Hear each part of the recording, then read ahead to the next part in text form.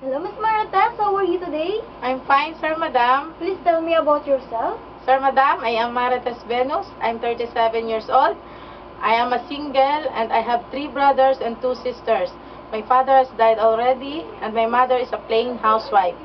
I am a college level and I work as a domestic helper here in Philippines for 2 years, since September 2009 up to September 2011. Also in Jordan for 10 months, since September 2014 up to July 2015. And my major duties is to caring child aged 9 and 6 years old. Can you tell us your daily activities in taking care of child care? Sir Madam, I prepare meals for them, send them to school, play with them, and read a storybook for them. I love children very much. Aside for taking care of child care, what are your other duties from your previous employer?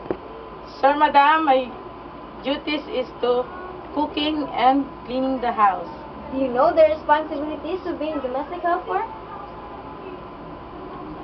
Sir Madam, my duties and responsibilities for being as a domestic helper is to be good to my employer and do my work well. Do you know how to cook?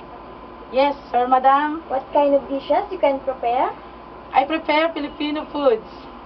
So, do you know how to go to market Yes, Sir Madam. and do the marketing? Yes, Sir Madam. So, why do you want to work in Hong Kong?